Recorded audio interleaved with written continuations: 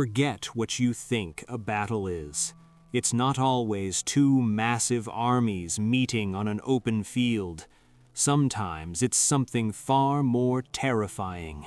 Picture this: 70,000 soldiers, a Christian coalition meant to be the shield of Europe, are fast asleep. They are powerful, confident, and utterly oblivious. In the dead of night, less than 1,000 men, not even a fraction of their number, creep towards their camp. What happens next is not a battle, it's a slaughter. A masterclass in terror that shatters an empire and changes the course of history forever. This is the story of how 800 men killed an army of 70,000 in its sleep. To understand how such a catastrophe could happen, you need to see the world it happened in. Just 16 years earlier, the Serbian Empire was a titan. Under Emperor Stefan Dušan, a brilliant conqueror and legislator, it stretched from the Danube to the Aegean Sea. He called himself the Emperor of the Serbs and Greeks, and for a time he was the most powerful ruler in Eastern Europe. But empires built by a single great man often die with him. When Dušan died suddenly in 1355, his vast realm, held together by his authority alone, began to unravel. It didn't just shrink, it shattered. The empire became a patchwork of fiefdoms run by ambitious warlords. Every powerful noble who could command an army carved out a piece for himself. The concept of a unified Serbian state was a fading memory. Among the most successful of these new rulers were two brothers, King Vukašin and despot Uglješa Mrnjavčević. They seized control of the southern heartland, including modern-day Macedonia, parts of Greece, and Albania. They were rich from silver mines, commanded a formidable army of veteran knights, and saw themselves as the true successors to Dušan's legacy. They were strong, but they were just one piece of a broken puzzle. While the Christian lords of the Balkans were busy fighting each other for the scraps of a dead empire, a new power was rising in the east, the Ottoman Turks. They weren't just another rival, they were an entirely different kind of threat.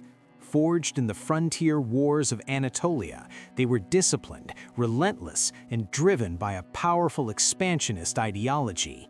In 1354, they seized Gallipoli, their first permanent foothold in Europe, and then, in 1369, they did the unthinkable. They captured Adrianople, one of the great historical cities of the Byzantine Empire, and made it their new capital, renaming it Edirne. The shadow was no longer at the door, it was inside the house. The tip of the Ottoman spear was a terrifying and unique force of men, the Akinji.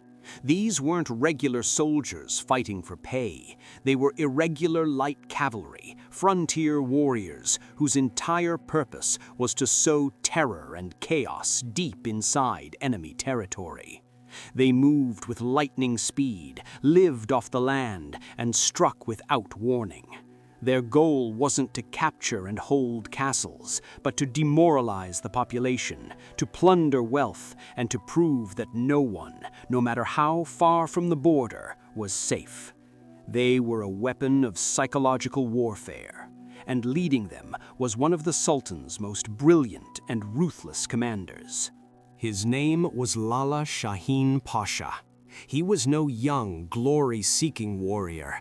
He was a veteran, the man who had conquered Adrianople. His title, Lala, meant he had been the personal tutor to Sultan Murad I, a sign of the immense trust the Sultan placed in him. As the first Beylerbey, or Governor-General of Rumelia, the Ottoman lands in Europe, he understood the Balkan landscape and its politics better than anyone. He knew the Christian lords' strengths, but more importantly, he knew their fatal weaknesses, their pride, their divisions, and their complete underestimation of the Ottoman threat. The constant Akinji raids became unbearable. Despot Uglyisha, whose lands bordered the new Ottoman territories directly, knew he had to act. He had tried to form a wider anti-Ottoman coalition, even appealing to the Pope and the Byzantine Emperor. But the old rivalries ran too deep. No one would help. So he turned to the one man he could rely on, his brother, King Vukašin. He convinced him that this was the moment to end the Turkish threat once and for all. They would not wait for the next raid. They would assemble a grand army, march on the Ottoman capital of Adrianople, and drive them from Europe for good. It was to be a holy war, a Balkan crusade. And what an army they gathered. While historical numbers are often exaggerated, most sources place their strength somewhere between 50 and 70,000 men. This was not a peasant militia. This was the feudal elite of the southern Balkans. Thousands of heavily armored Serbian knights, professional soldiers, and levies from across their kingdoms. It was a glittering host, an overwhelming force, a seemingly invincible wave of steel and faith.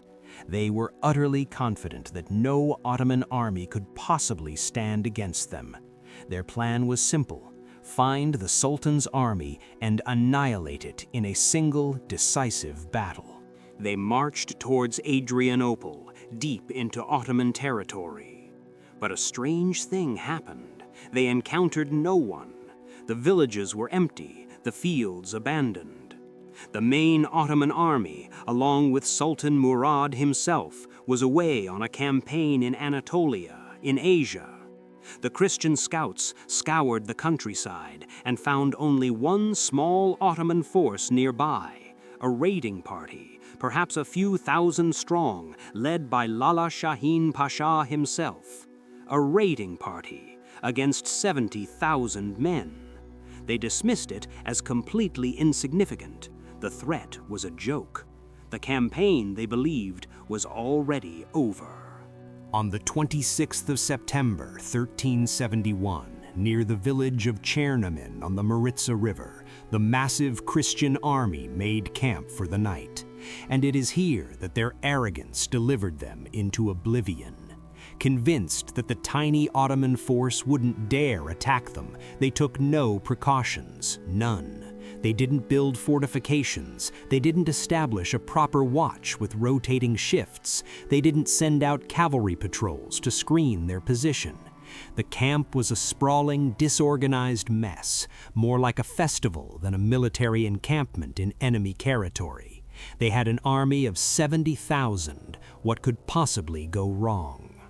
The soldiers, and worse, their commanders, spent the evening celebrating a victory they had not yet won. They feasted, they drank heavily, and they fell into a deep, complacent, wine-fueled sleep. They were less than a day's march from the enemy capital, yet they behaved as if they were 1,000 miles away, safe at home. Every basic rule of military science was ignored. It was a catastrophic failure of leadership, born from a deep-seated arrogance. They simply could not conceive of a world where they were the prey and not the predator. This fatal assumption would cost them everything. But Lala Şahin Paşa was not dismissing them. His scouts had watched the Christian army's every move. He knew their numbers, he knew their location, and he had seen their fatal lack of discipline. From a nearby hill, he looked down at the sea of campfires. He saw no defensive perimeter. He heard the sounds of revelry. He saw an army that had already defeated itself. He knew that an army of 70,000 sleeping men was not an army at all. It was a target.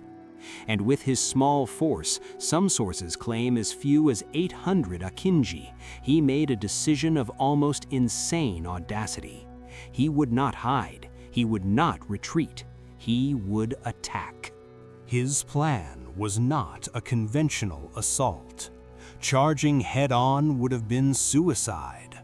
His plan was a masterpiece of psychological warfare, designed to turn the Christians' greatest asset, their numbers, into their greatest liability. He divided his small force into several groups, ordering them to attack the sprawling camp from multiple directions at the exact same time. Their goal was not to kill every enemy soldier. Their goal was to create maximum chaos, panic, and confusion, to make their tiny force sound like an army of ghosts, a legion from hell, attacking from everywhere at once. Sometime after midnight, under the cover of total darkness, the attack began. There was no warning, no battle cry to announce their charge, just the sudden, terrifying whoosh of flaming arrows setting tents ablaze across the camp. Then the raiders stormed in. They were armed with swords and axes, but their most potent weapons were noise and fear. They began screaming Turkish war cries, beating drums and blowing trumpets. In the dead of night, to a disoriented mind, it was impossible to tell if the sounds were from 100 men or 100,000. For the Christian soldiers, it was like waking up in hell. One moment they were in a drunken sleep. The next, their world was fire, screams, and the terrifying sounds of an unseen enemy. Dazed and confused, they stumbled out of their burning tents into pitch darkness. They couldn't see who was attacking. The sounds seemed to come from everywhere. Panic spread faster than the flames. There was no leadership. No one was giving orders. The commanders, in their larger, more obvious tents, were likely among the first to be targeted and killed. The army was a headless beast, thrashing in the dark. This is where Lala Şahin's genius became truly diabolical. In the pitch black, with no way to distinguish friend from foe, the Christian soldiers began to fight each other. A man hearing a noise in the dark would swing his sword at it, often cutting down a fellow soldier trying to find his own weapon. The massive, disorganized camp became a meat grinder, fueled by its own terror.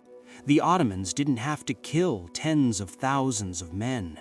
They just had to light the fuse of paranoia and panic. The Christian army was destroying itself. All order broke down. All unit cohesion vanished. It was no longer an army, just a mob of terrified individuals desperate to escape.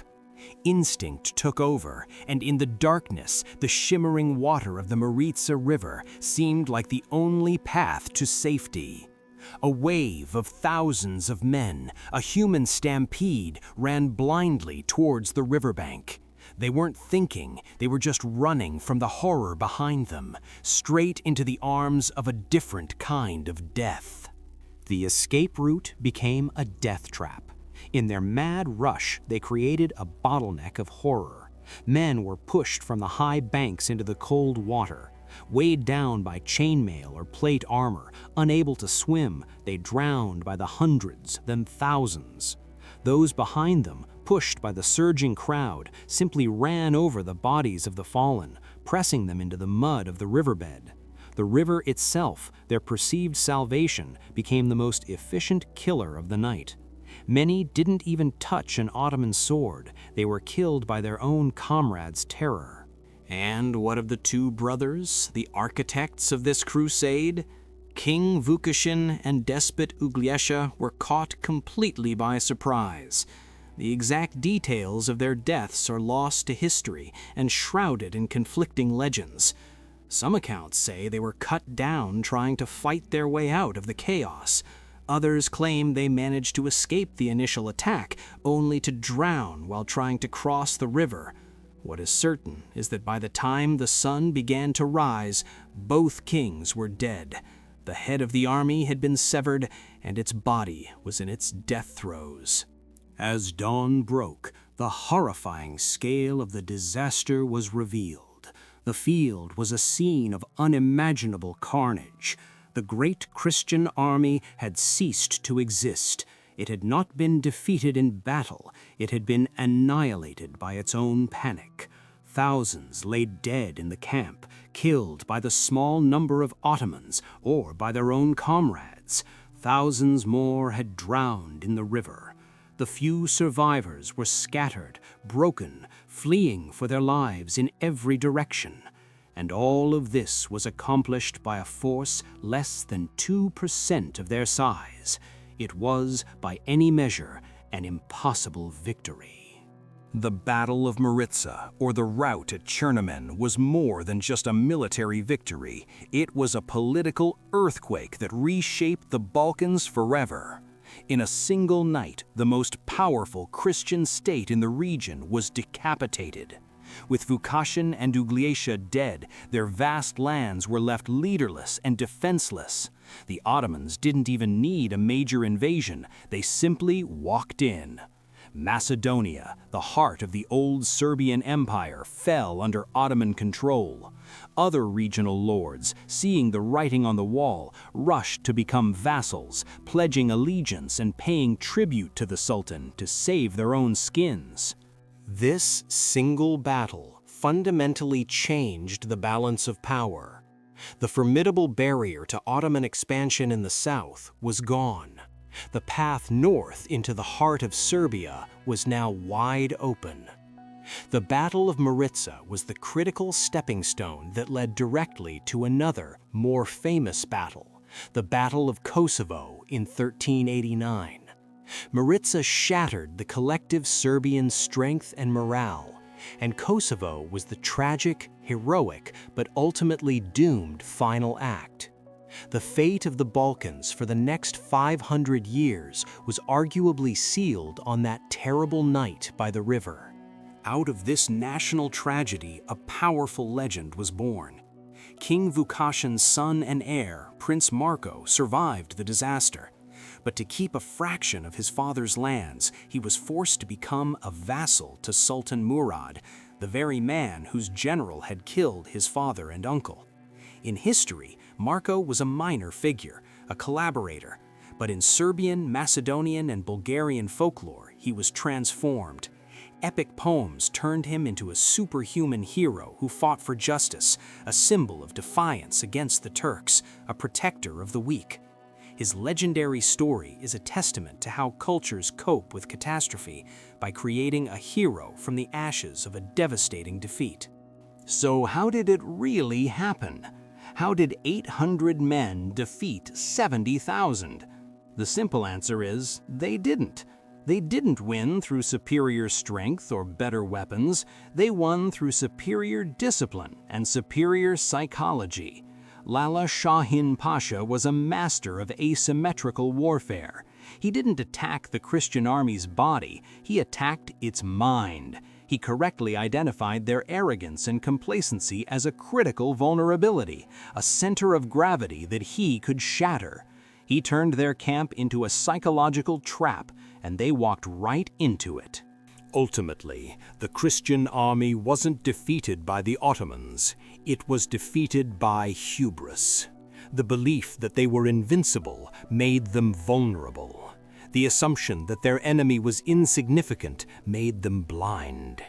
They possessed every material advantage, numbers, wealth, heavy armor, but they lacked the one thing that mattered most on that night: vigilance. They were slaughtered not because they were weak, but because they acted like fools. It's a timeless lesson. Pride truly does come before the fall. The lesson of Maritza echoes throughout military history, a brutal reminder that overconfidence is a killer. Time and time again, powerful armies have been humbled by smaller, more cunning foes who refuse to fight on conventional terms.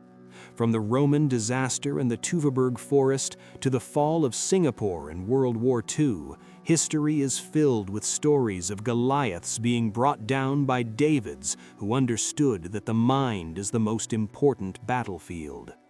Maritza proves that numbers on paper mean nothing if discipline is absent and leadership is incompetent.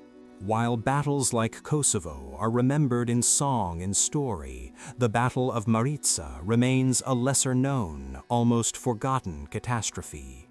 Yet it was arguably the more decisive moment. It wasn't a noble defeat, it was an embarrassing total annihilation. It was the night the door to southeastern Europe was kicked wide open, leading to centuries of Ottoman rule that reshaped the culture, religion, and politics of the entire region. A legacy of conquest, conflict, and cultural exchange that all began with a sleeping army and a commander who knew that terror was the sharpest sword of all. The Battle of Maritza is a dark testament to a simple truth. No army is so large that it cannot be broken, and no wall is so high that it cannot be overcome by a foe who understands human weakness. It teaches us that in war, and perhaps in life, arrogance is a direct invitation for disaster. What do you think is the most shocking part of this story? The fatal arrogance of the Christian kings, or the brutal effectiveness of Lala Şahin's ambush? Let me know your thoughts in the comments below. And if you want to uncover more forgotten stories from history, make sure to subscribe.